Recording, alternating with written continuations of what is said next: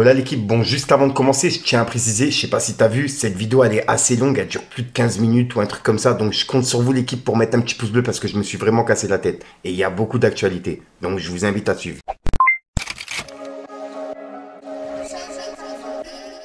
C'est décidé, ça prend pas la serre. Gros, je vois tout comme Chico. Ouais chez l'équipe, bon bah j'espère que t'es bien installé, c'est vendredi, je vais pas te faire de longue intro et on commence directement. Bah l'équipe, pour commencer cette petite actu du vendredi, je tiens à m'excuser par rapport à hier. Hier, j'étais pas à la maison pour tourner, donc je vous ai sorti une vidéo que j'avais de côté que je devais sortir la semaine dernière. Et au final, je l'avais pas sortie. Donc je tiens à m'excuser, puisqu'il y a plein de personnes qui n'ont pas compris. Et dans cette vidéo, on va regrouper tout ce qui s'est passé entre hier et aujourd'hui. Donc c'est une longue actualité. Et pour commencer, on va parler des sorties. Il y a eu les sorties de projets et les sorties de singles.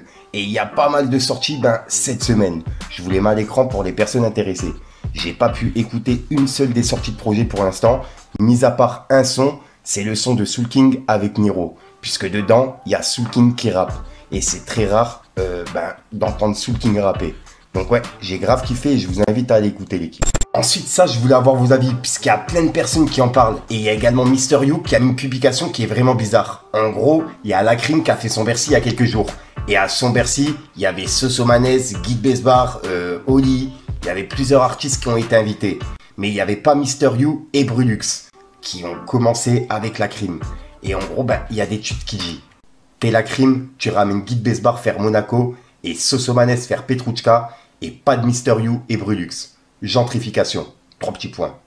Et il y a un autre tweet qui dit Lacrim il a ramené Big Flo et Oli, mais pas Mister You. J'ai pas compris. Et c'est des tweets qui ont pas mal tourné. Et il y a eu plusieurs tweets comme ça, tu vois. Et il y a Mister You qui a mis une publication en story qui est vraiment bizarre. En gros, c'est un père qui est en train de manger des pizzas avec ses fils. Et c'est écrit, c'est juste une photo d'un père et ses fils qui mangent des pizzas. En 2010, 1% des gens qui ont compris. Et il n'y a pas de nom, donc on ne sait pas à qui fait référence. Mais il y a plein de personnes qui pensent que ça fait référence à Lacrim. Du fait que Mister You, il avait percé avant Lacrim. Et que Lacrim a percé au même moment où Mister You, il était en prison, tu vois. Et ensuite, ils avaient eux deux un buzz de ouf. Dites-moi ce que vous en pensez. En tout cas, Lacrim, il avait parlé du projet commun avec Mister You en interview dans le code avec Mehdi Maizy. Donc, je sais pas si vraiment il est visé dans ses messages. Dites-moi ce que vous en pensez. Si vous êtes pas là, moi je suis pas là. Je vais en studio, je travaille. Et si mon public est là pour me récompenser, vous êtes fidèles, vous venez à mes concerts. Merci beaucoup, sans vous il n'y a rien. Merci Paris, merci beaucoup. Il y a eu un projet qui était annoncé, finalement qui n'a pas eu lieu. Je sais pas si ça aura lieu un jour. Mais malgré tout, tu vois, vous êtes encore là. Tu vois. Est-ce que ça fait partie justement d'une des relations les plus fortes que tu as dans le rap, je parle en tout cas, parce que j'ai l'impression que ça dépasse le cadre du rap. Mais dans le rap, c'est pas une relation de rap. Ouais, c'est ça. Donc c'est pas une relation de rap, tu vois. J'aurais pu te parler là maintenant et peut-être que je parle pas avec lui à l'heure où je te parle, tu vois. C'est des trucs de frères. Je sais pas comment t'expliquer, tu vois. Je te parle if, tu vois. Ça aurait été possible. Bien sûr. C'est pas une relation de rap. C'est-à-dire que même dans les bars, en fait, tu savais que c'était ton frère, en fait. Qui avait... Bah oui. C'est pas une relation. Si ça avait été une relation de rap, peut-être ça aurait été différent, lui. Tu vois, c'est pas une relation de rap, c'est vraiment une relation de frères de dehors et tout. Combien de fois on s'est vu, on n'a pas parlé de musique. C'est pas parce qu'on se voit qu'on est au studio. Non, on avait une relation de vie ensemble, tu vois. Okay. Pourquoi ce projet n'a pas eu lieu? Pour le moment, en tout cas. C'est juste, tu sais, c'est une histoire d'énergie. Après, frérot, c'est une histoire d'énergie. Et comme je t'ai dit au début, moi, ça faisait 3 ans, j'avais pas sorti de projet. Ouais, donc c'était moins dedans. Lui, il sortait de prison, donc il voulait sortir un projet de son côté. Et finalement, moi aussi, avec le temps que ça a pris et tout, le projet à deux, il fallait que je sorte un projet moi aussi, il fallait que je revienne devant de la scène. Donc après, c'est pas plus mal aussi, tu vois. Des fois, tu vois, t'es pas là pendant un moment, je suis pas là à un moment. Est-ce que c'est la bonne idée de revenir avec un projet en commun? Tu vois, viens, je rallume tout mon roadster, tu rallumes le tien, on se revoit, on verra. Mais là-bas, ça ferait plaisir. Tu sais que ça ferait plaisir à beaucoup de gens. Enfin, vous savez. À nous en premier. À vous déjà, ouais. À nous en premier. Ouais. Je pense que même ça, à la base, on se le doit. On se le doit pour que quand on va raccrocher, on ait bouclé la boucle. Ouais. Ensuite, il y a Gradure qui a sorti le son Free Congo en featuring avec Youssoupha, Kalash Criminel, Nino, Jossman et Damso. Et c'est sorti hier soir. Et il a laissé un message en vidéo et un message écrit. Il a dit 7h, je suis toujours sur le montage du clip Free Congo. Un grand merci à Nino, Jossman, Youssoupha, Kalash Criminel et Damso d'avoir accepté l'invitation. Et c'est rendu disponible ces quelques jours, malgré leur calendrier respectif très chargé. Pour faire passer ce message, respect à vous. Et il a mis le drapeau du Congo. Et en dessous, c'est exactement le même message. En demandant de partager au max. Donc pour ceux qui n'ont pas vu, regardez l'équipe. On est sur le montage. Il est 6h49 du matin. Ce son de base n'était pas prévu. Mais il s'est fait en rapide il y a quelques jours. On s'est rassemblé avec plusieurs artistes. Et on a fait quelque chose de grand. C'est une belle histoire. J'en suis fier. J'ai hâte de vous montrer le résultat. Voilà. À tout à l'heure. À tout à l'heure pour le clip. À tout à l'heure pour le son. Ensuite, ça c'est une dinguerie. Il y a Chacola qui était à un concert hier soir au Canada. Et en gros, il s'est mis à sauter dans le public. Il y a le public qui l'a rattrapé. Et ouais, c'est une vidéo qui est en train de tourner. Et franchement, pour le coup, l'ambiance, elle devait être folle. Pour que il se mette à sauter dans le public, c'est vraiment, il était ambiancé. Pour ceux qui n'ont pas vu, regardez.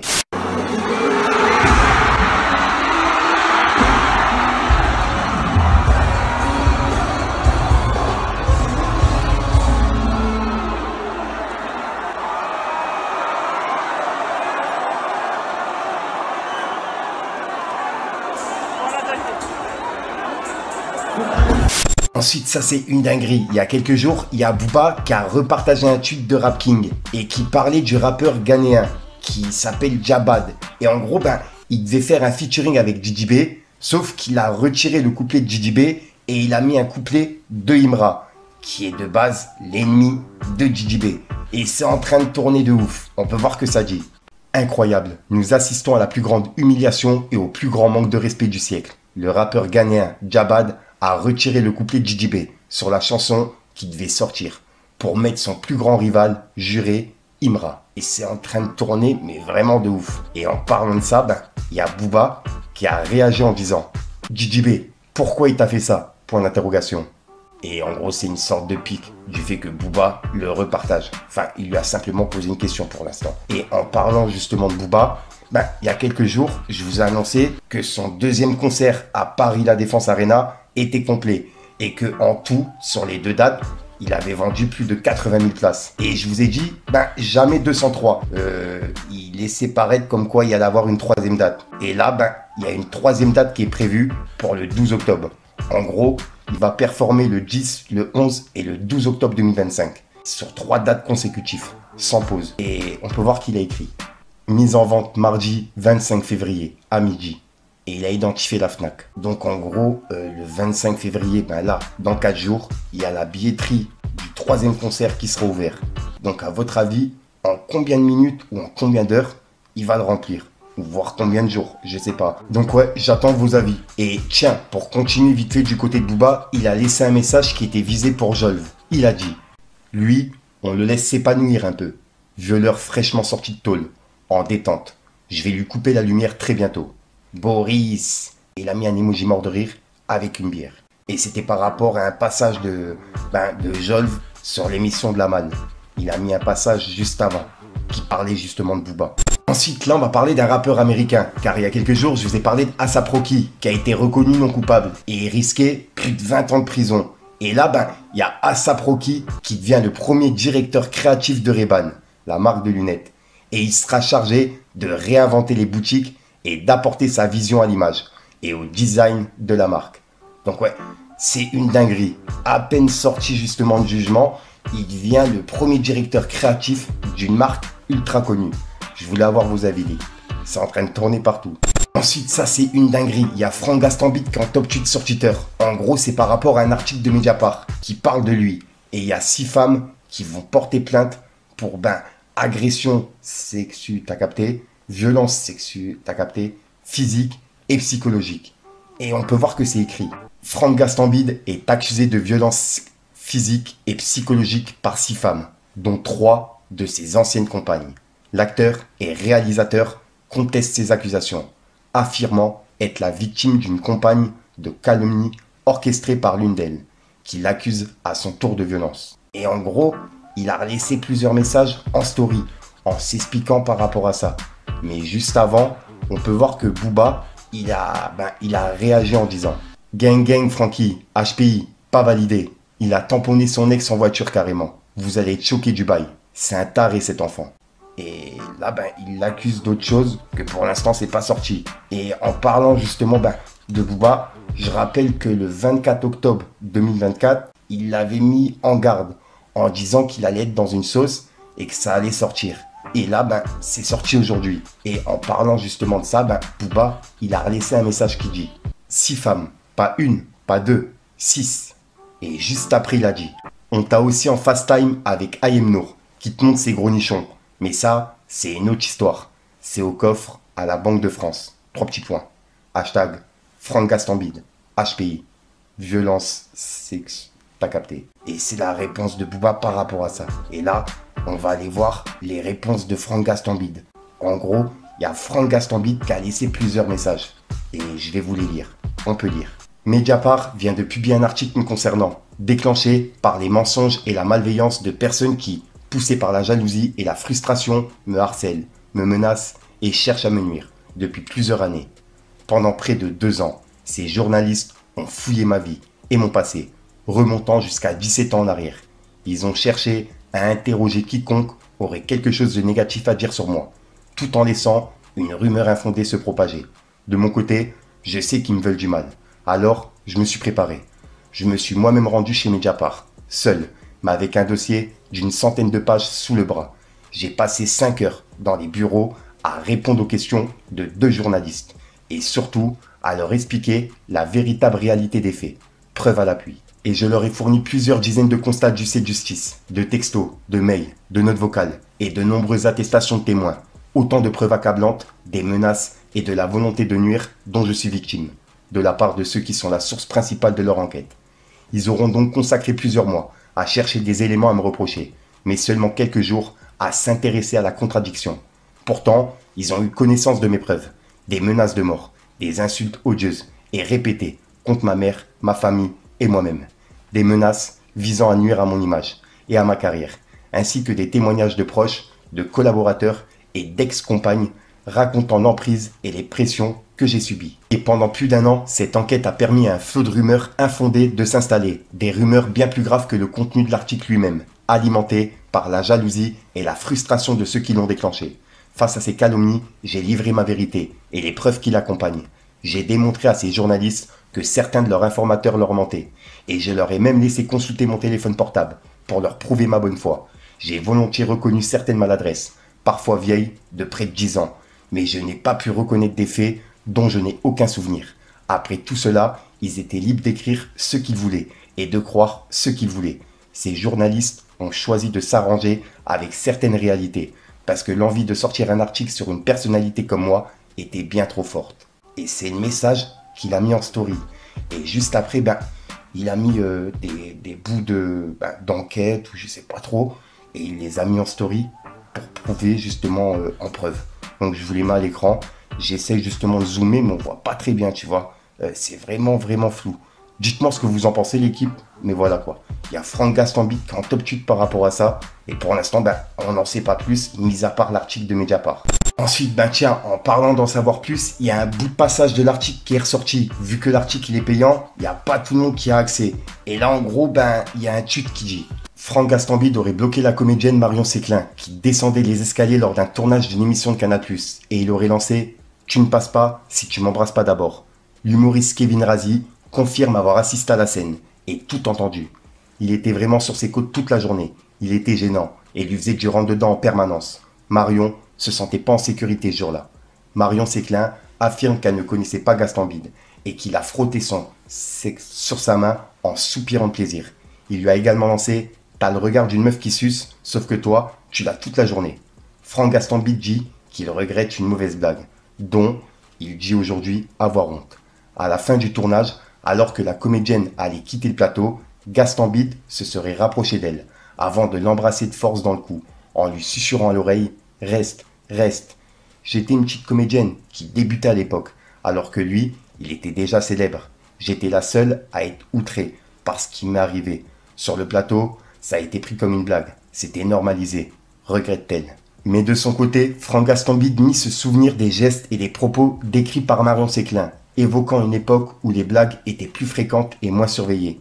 il assure que ces actions, si elles ont eu lieu, ils n'étaient pas perverses, mais plutôt d'une tentative maladroite de draguer. Et c'est ce qu'il a expliqué par rapport à ce que Marion Séclin l'a dit. Donc ouais, dites-moi ce que vous en pensez. C'est un bout de l'article qui est ressorti et j'attends vraiment vos avis.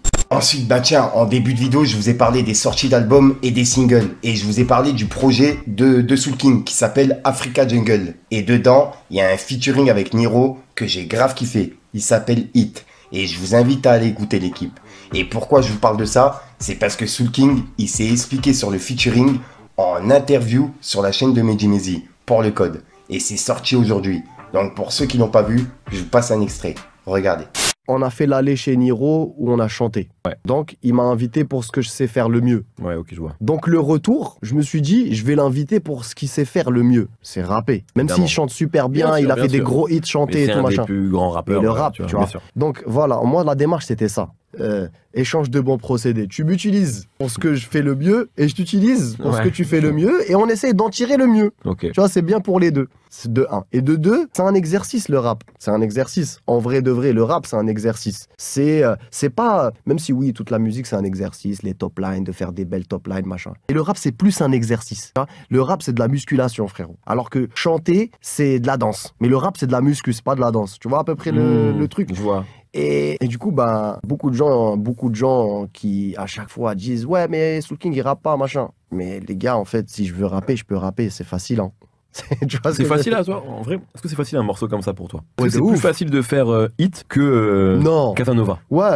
Casanova, c'est 10 fois plus difficile. Ah ouais, ok. Bien sûr. Okay. Que de rapper comme ça. En vrai, tous les rappeurs disent ça. Ah ouais, non. Genre rapper, Soprano, il dit la même chose, tu vois. Genre, il peut rapper 48 mesures, mais faire un hit, c'est autre chose. Bien sûr. Ah non, rapper, c'est facile, frérot, je te mens pas. Après, je suis pas en train de te dire genre, ouais, machin. C'est juste que, je sais pas, rapper, quand tu rappes et que t'as rappé depuis le début. Oui. Comme le vélo, frérot. Tu vois. Mais les mélos, non. Les mélos, frérot, des fois, quand t'as fait beaucoup de mélos, tu tombes dans le truc où t'as plus trop de mélos. Ouais, Voilà, donc voilà le clip, c'est tout pour cette petite vidéo actu. Comme d'hab, n'hésite pas à mettre un petit pouce bleu pour soutenir les référencements et à me dire ce que t'en penses dans les commentaires. Et comme d'hab, si t'as pas envie de mettre dans les commentaires, tu mets un 2, 1, 3, puis voilà, c'est juste pour référencement. Ouais, je te mens pas, j'ai un petit peu bugué, mais ça va, t'as capté. Si jamais t'as de l'actualité, l'équipe, je te mets mes réseaux à l'écran, tu me contactes en privé, comme ça je pourrai en parler en vidéo, tu vois. Puisque c'est tout trop, tu vas la retrouver en fin de vidéo dans plusieurs vidéos. Comme généralement, j'ai pas le temps de tourner, etc. T'as capté maintenant. Enfin bref, j'arrête de te rendre fou, je te dis à ce soir pour une nouvelle prochaine, une nouvelle vidéo et une nouvelle exclue. Ouais, je vais enlever la veste juste après, je sais même pas pourquoi je l'ai laissé. Enfin bref, peace les gang.